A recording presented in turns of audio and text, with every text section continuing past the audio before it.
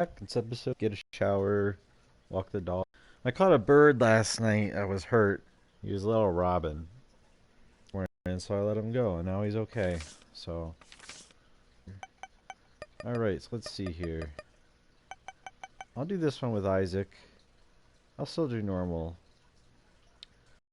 So, last time I talked to you guys a little bit leading up to where I am now in life. Um, and I'll tell you what I've been doing in the last year since I moved up to Northeast. Oh, perfect. When I first moved up here, I actually tried to move up here once. I got a job working for a company as a, uh, a TSS, so I would be working in the schools one-on-one with kids that have like behavioral issues or anger issues or all of the above.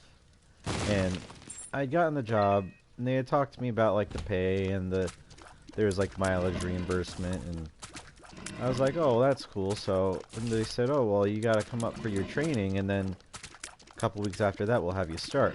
And I said, all right. So I drove from Delaware up to Northeast. I got my um, I stayed with my fiance's family and her for the time. I just stayed in the extra room they had downstairs. And you know, it was a good time. Oh, I hate this guy. So anyways though, I had stayed with them. The place where I had to do my training was like an hour away, and I had to be there at like 7 in the morning, like 3 days in a row. So I went the first day of training, and like everybody there was complaining who else was training. So it was kind of already a negative environment. And then like the next day, like I went in, I'm like, you know, I'll give it a second day and see how it goes. And it was just not the most fun place to be. And then I started talking to the lady, and they changed the rate of pay on me, and they changed the mileage rate and made it less than what they had told me it would be, and it wasn't really something I was okay with. And the more I talked to them, like, I was used to working with kids. I love working with kids. That's kind of my favorite thing to do other than this. And the way they talked about it was as if like I was a medication for the kid. Like I was a prescription. Like the kids get X amount of TSS hours a day, which I think it's a good thing, and I see the necessity for it. But I mean, if I'm gonna work with kids, I'm gonna work with kids in a fun setting, the way I want to work with them. I'm not gonna work with them where I can't, you know, be their buddy and be their friend. And as a TSS, my job is to, you know, yeah, be nice to them, but make sure that, you know, they're behaving themselves and doing what they're supposed to be doing. I might die this round. So I decided that, you know, coming from the background that I came from, it really wasn't. Oh. Well, I guess I'll do 2 rounds this game. That wasn't the best starting item. Oh. Well, this is interesting. Oh. I forgot it was spear. Oh, well. There I go.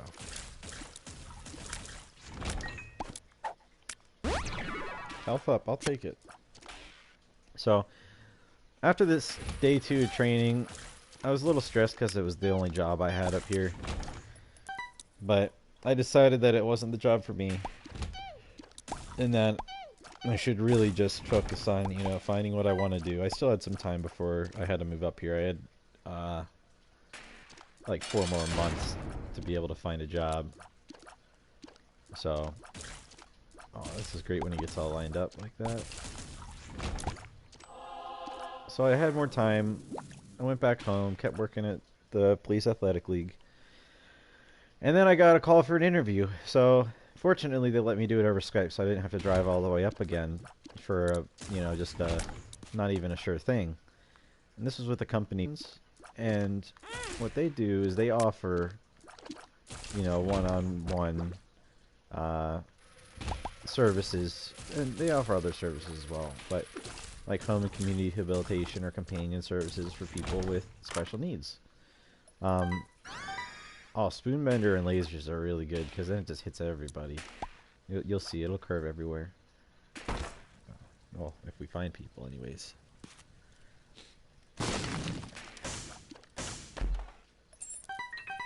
So, yeah, look at that. So I got a job offer through them. Moved up to Northeast around March time once I finished like my online trainings, and it was a good job. I had a couple different clients I'd work with one-on-one. Invested? I ended up having a total of 3 different clients throughout. Oh, look at that! Look how great that is. That's beautiful. 3 different clients throughout the time that I was up here working with them, and it was pretty good. There was a lot of times it was hard because you get some, like, you know, family drama going on, and it's kind of awkward, but you got to be professional while you deal with it. And then there'd be times. Oh, look at that! That's great. Oh no, I hate that guy. So I don't know. I guess what I'm trying to say, it's a good work. It's real tough to be in. I mean, I grew up doing a lot of special needs work as well that I haven't mentioned. So I'm used to the client base, and I don't really feel uncomfortable around it, which is nothing wrong with feeling uncomfortable because, you know, it's something that's different than what most people are used to. And I mean, oh, 2 guppy items. We talked about guppy last time. We're getting them both. So I told you I didn't know what the tail does, but what the collar does is I think it's a 50% chance every time I die for me to come back to life in the previous round. I forget how many hearts it gives me. I don't think it gives me very many. Oh, I'm gonna save my key for the treasure. So I did that one-on-one care from March of 16 through January of 17. So I did that for quite a while. During that time, I also went and worked for a organization called Sarah Reed Children's Center. And Sarah Reed is kind of like, I mean, when you're a kid and you're bad, and your mom or dad or friends say, "Oh, you're gonna get sent to juvie because you're a kid and you're bad," or something like that. I mean, Sarah Reed is kind of, it's not juvie, but it's where kids with a lot of, you know, severe behavioral issues go. It's kind of like the last stop through a lot of different behavior facilities. Oh, I shouldn't have used that key.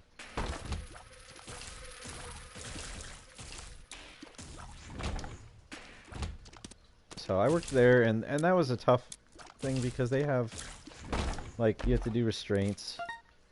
There we go. That's why I picked up the flat penny. So you gotta do restraints, which isn't really fun to do. I mean, it's definitely an exercise. It's a workout, is what I'm trying to say. But it's not a fun thing to do. I mean, you don't want... I don't like being in a position where you have to, like, physically, you know, restrain a kid for his or her safety, because or for the safety of yourself or others. I mean, I worked in the all-boys unit, and there were, at the time of my employment, there were 19 boys that were there in that building, and they all had varying degrees of behavior. Some of them, like, you know, were more depressive and wouldn't really act out. Some of them would be acting out every morning. I mean, there was one kid who every morning, you know, my job was to help get them ready for school, and he would wake everybody up at like 6:30, running up and down. It's almost was like a dorm style building, but he'd run up and down yelling, my balls is," every morning.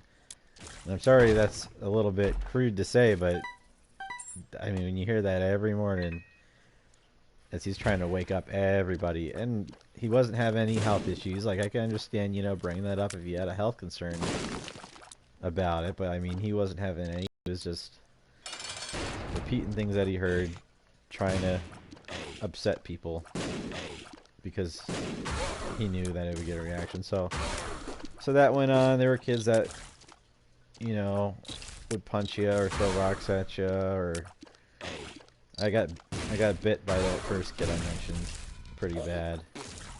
So after a while, I mean, I had taken a pay cut to go work there, and the difference between that and TSS jobs is, like, with that, I at least felt like I could be the kid's friend, and there were definitely all the kids there are amazing. I mean, I say that, you know, they misbehave, and they do. And some of that's normal for kids, but, you know, if you know the stuff that these kids have gone through in their lives, I mean, these kids biting me, punching me, beating me up, that's nothing compared to the stuff they've been through. So I can be a little bit, you know, understanding with that. I mean, I still don't like it when they beat me up, but I mean, they've been through all sorts of abuse or neglect or stuff like that. So, oh sweet, I got the virus again. I tell you, he doesn't drop it most of the time, but that time he did, and last time he did. But oh, the hermit, that takes me to the shop, I believe.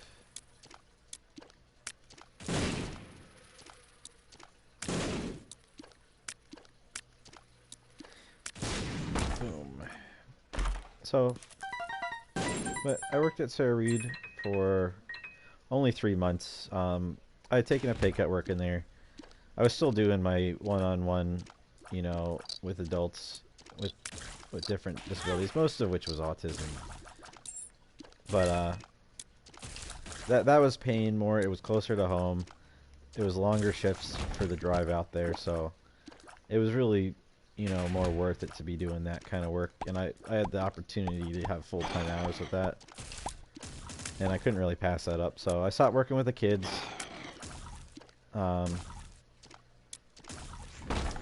And it was around November. It was right before Thanksgiving of 16, I think. And again, I mean, it was a good time, but it wasn't for me. So then that brings me to where I am now, where I stopped working one-on-one with the adults in January of 17. And then I got hired by Erie County Care Management, and they put you through some rigorous training. I've had some fun times with them. They're pretty great. They're probably the best employer I've had so far. Definitely, you know, the best benefits and pay and everything. So, I mean, I still preferably would, you know, be my own boss wherever I end up. But, you know, you gotta work your way there. You gotta build something up. Who knows, maybe this YouTube stuff will be fun and people will like it. But I'm not really counting on that too much. I'm mostly just doing this for fun. But I've been with Erie County Care Management, and I actually just also got a job to do a second job in addition to Erie County Care Management as a assistant swim team coach with what's it called? With the YMCA that we have here. So I just got that offer the other day, and it doesn't interfere with the hours of my day job, so you know, I think I'm gonna do it. Oh man, that was, well, I guess I got my keys back. That's fair. So I'm gonna be swim coaching. We'll see if I'm any good at that. Gigafart. I don't remember how good this one is. Oh good, these guys will all bunch up and I'll test out the Gigafart. Oh, that was pretty cool. Good, they had me cornered there. Gigafart charged twice. I wonder if it charges on its own. I like that bag head or sack because it actually makes more little bags here, which are more items. But like I said, we gotta fill up the donation machine first. That's priority numero uno. So, we'll see how Swim Team goes. Other than that, I mean, yeah, level 2. Me and Lindsay, you know, we own our house. We bought it just before we got married. I moved in at that point, and then she moved in right after we got back from our honeymoon. We had a pretty good honeymoon. We went to the Keys, and that was a whole heap of fun. We had a free place to stay, courtesy of her aunt and uncle. They had just bought a place down there, and I mean, it's not, they didn't have it rental ready yet, but they let us stay there for free. I mean, it was definitely, like, you know, in great condition to be staying in, just for our purposes of hanging out, and it was a really good time.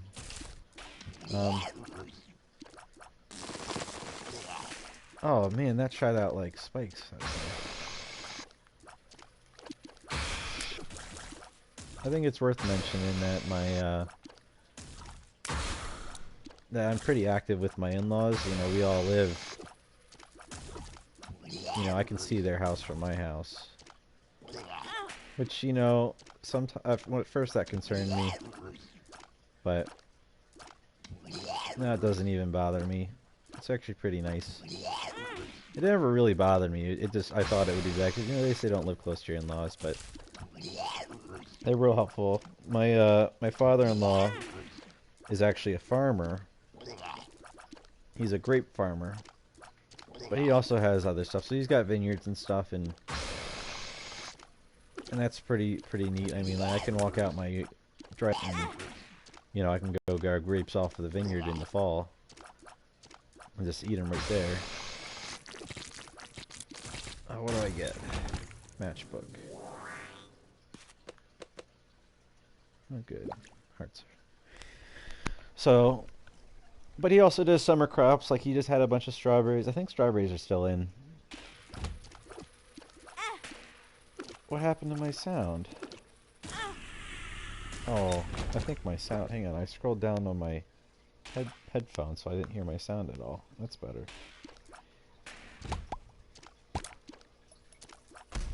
So he's a great farmer, but he also does really good sweet corn and things like that. And my brother-in-law also is a farmer with him, and he does the grapes as well. Oh man, so many keys. Oh, I thought I was out of the range.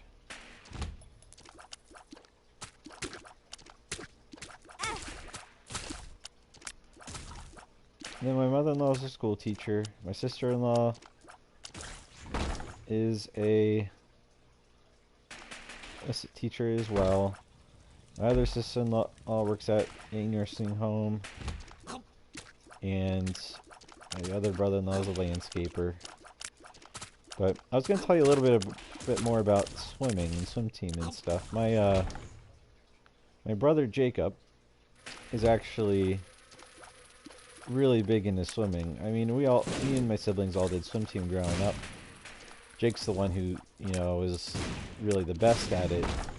He actually got invited to go to he qualified, I should say, to go towards the Olympic tryouts in 2016, which is really cool. I mean, that's like, if you go there and you get first or second, then you're going to the Olympics. So I mean, it's really the highest competitive level available.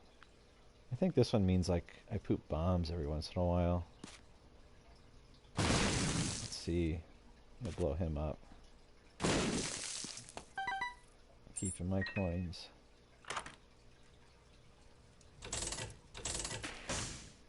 But, alright, well that's that for Luck down. this round. But he's swimming real fast. His best stroke is butterfly. His goal is to go to the 2020 Japan Olympics. And I think that'd be really cool if he made it. I mean, he's really fast. So we'll see what happens with him.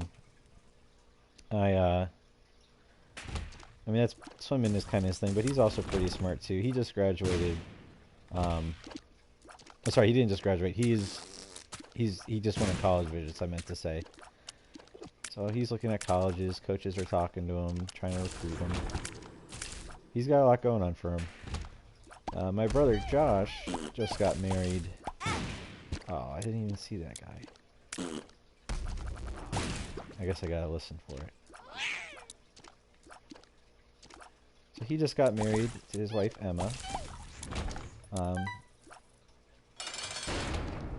that's what he's been up to. My sister Jacqueline is just now going into... oh, I might die here. She's just now going into 9th grade. So that's pretty neat, I think. I mean, I'd say so. Oh. And the thing about laser tears is they're so weak. They're good at, like, you know, really big groups because they pierce. So, but just anyways, though, Jackie's going to 9th grade. She does drama. She does music. She's real good at singing and violin. So, that's what she's been up to. Oh, look how slowly that health bar is going down. That's so disappointing. Oh, well. Oh, there we go. Guppy's collar saved my life. But now it reset his health. Oh, I didn't even notice my poop bomb.